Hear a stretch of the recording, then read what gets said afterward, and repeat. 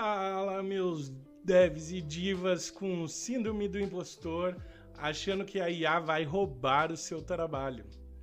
Tudo bem com vocês? Bem, talvez não seja a melhor maneira, mas é aquilo. Uma pergunta para fazermos o nosso handshake e começarmos a criar uma conexão segura aqui para o que vai ser falado a seguir. E voltando nesse ponto, vocês gostaram dessa inserção do protocolo TCP aí no início do vídeo, hã? Beleza! Como desenvolvedor vibecoder, você nunca pensou que ia usar esse tipo de coisa num contexto do vídeo ou trazer para a realidade aquilo que você aprendeu lá na faculdade, ou talvez ainda não pegou esse conteúdo, né? Então trazer algo maçante da época da faculdade e fazer essas coisas é bem interessante. Se você curte esse tipo de vídeo, olá, eu sou o Felipe Batista, do canal Felipe Batista, e se por algum motivo você curtir isso daí, já deixa o seu like e se inscreve no canal, porque isso vai me ajudar aí bastante. Eu tô com uma metinha aí para alcançar 1000 inscritos até junho, vamos ver se a gente consegue, né? Não sei ainda, mas se você me ajudar, eu prometo que eu vou trazer alguns vídeos aí bem mais bacana, beleza? Agora, como todos vocês, eu fiquei muito apreensivo com a IA. No último vídeo, vou deixar o card aqui para vocês verem, eu contei um pouco como eu fiquei fora do mercado por alguns meses, quase um ano, vai, e, cara, eu ficava acompanhando tudo ali que eu podia em relação à inteligência artificial. E acompanhar isso meio que me dava mais insegurança, sabe? Até eu entender o potencial que a inteligência artificial tinha, quando eu comecei a fazer alguns projetos pessoais. Então, nesse meio tempo, eu via pessoas criando coisas com inteligência artificial e pensei, beleza, preciso criar alguma coisa aqui. Preciso fazer algo também. Foi aí que eu comecei a ver as coisas sobre IA e coisas que me fizeram pensar bastante. Uma delas foi alguns podcasts com o Fábio Akita, que ele falou que a inteligência artificial ela é meio que um autocomplete poderoso, basicamente. Isso fez com que eu refletisse, isso começou a fazer sentido, porque matematicamente ela tenta inferir qual é a próxima palavra que vai fazer sentido com tudo que ela já está gerando, né? Então, conforme ela vai pegando esse contexto, ela vai gerando coisas em relação ao que é proposto, né? Outro ponto foi algo que em outro vídeo o Fábio Akita também comentou, que modelos de linguagem atuais eles não possuem raciocínio, um senso de compreensão, né? Então eles são essencialmente, né, autocompletes de texto glorificado, ou sistemas, né, como a gente conhece na faculdade, sistemas probabilísticos baseados em arquitetura matemática combinada com técnicas, com transformers, enfim, com outras coisas que a gente aprende dentro da inteligência artificial. Logo, o que existe hoje é meio que uma engenharia estatística, né, a gente pode dizer isso, mas o que está sendo veiculado mesmo é mais marketing, sabe? E é o que a mídia e a maioria dos CEOs aí que vendem essas coisas, elas querem que exista IA, usando comparações exageradas para te vender a ideia, sendo que não é exatamente IA no sentido que a gente imagina, né? Ou que as pessoas idealizam que seja uma coisa que realmente tenha funções como um ser humano, né? Então, essa distinção também ela tem ela acontece hoje, né? Porque existe uma discussão dentro da comunidade científica também sobre as definições do que é IA e às vezes essas definições elas não batem com o que a gente vê de verdade, né? Daí vem o pessoal do marketing, como sempre, e subverte tudo. Como eles têm mais experiência nessa área, né? Eles acabam ganhando destaque por isso. Acabam fazendo muita propaganda, sendo que não é realmente esse o intuito, né? Me venda essa caneta. Então, você que é desenvolvedor mais sério, que está nessa área há mais tempo, talvez tenha uma tranquilidade em relação a esse assunto, mas a galera que está chegando, não. E você que está chegando agora provavelmente está apavorado com essa situação, porque você vê a IA autocompletando texto, gerando códigos que às vezes você não consegue entender ainda, mas que daqui a pouco alguém na área já... legal, bacana. Então esses podcasts que eu vi com o Fábio Akita e outras pessoas ao redor desse assunto começaram a me instigar a buscar mais informação, a ler alguns papers ao redor de IA, né? E aí, antes de entrar nos papers, né, eu primeiro gostei de ler esses dois. Illusion of Thinking, que é basicamente um cara com uma inteligência artificial, pegou o artigo da Apple, Illusion of Thinking, e ele meio que refuta alguns pontos desse artigo, né? Só que é engraçado porque é um artigo gerado por IA que refuta um artigo sobre a ilusão do pensamento da IA. Então é bem assim, chega a ser uma coisa mais cômica, né? O outro que eu gostei bastante é um paper que eu diria que é quase uma pós-ficção, assim, um negócio muito futurista, né? E eu sinceramente acho que esse pessoal queria escrever um livro sobre esse assunto, sabe? E aí fizeram esse paper conhecido como AI 2027, que tem várias coisas apocalípticas lá, é muito bacana. E, cara, ele foi amplamente comentado aí na nossa comunidade. De novo, traz esse cenário apocalíptico em relação ao assunto da inteligência artificial e como que ela vai desenvolver até ano que vem. Então, eu comento sobre esse tipo de leitura, né? Ela não é necessariamente técnica, vai te ensinar sobre IA. Alguns pontos ela traz, né?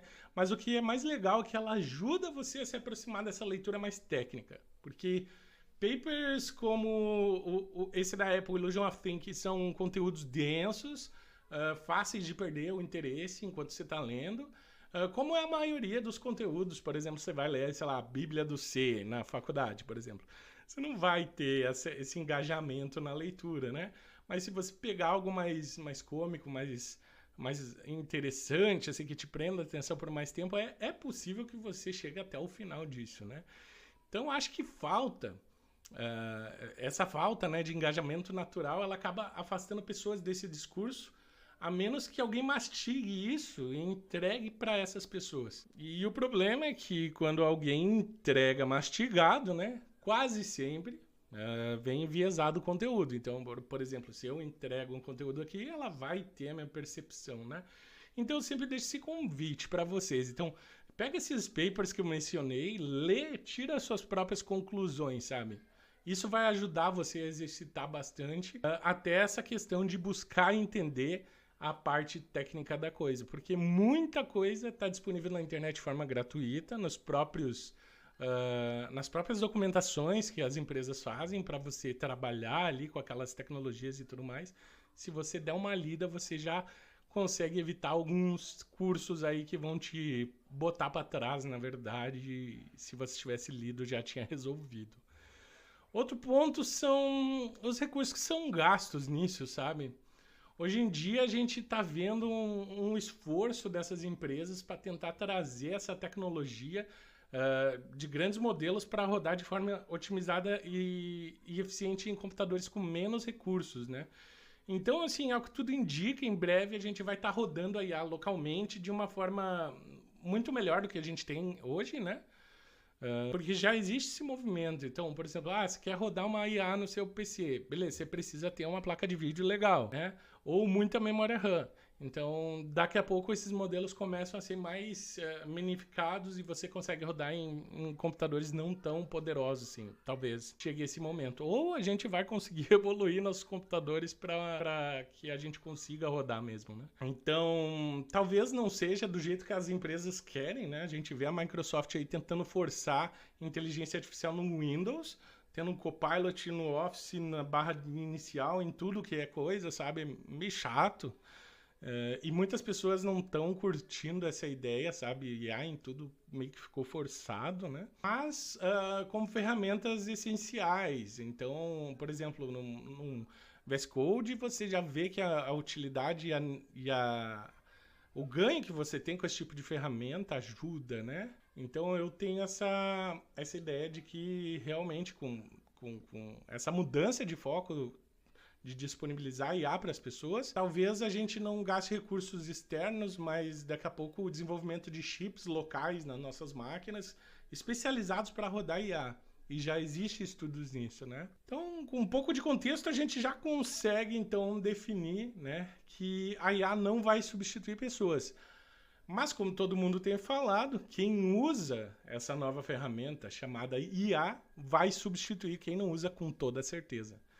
Então, o foco é aprender como usar. E aí eu vou deixar um pouquinho de como que eu tenho usado de diversas formas, né? Então, em projetos pessoais, eu tenho tentado encontrar maneiras de aplicar projetos com IA, né? Outra forma é usar IA no meu desenvolvimento para tentar aprender. Então, eu crio um projeto, sei lá, que eu nunca fiz na vida. Por exemplo, agora eu estou construindo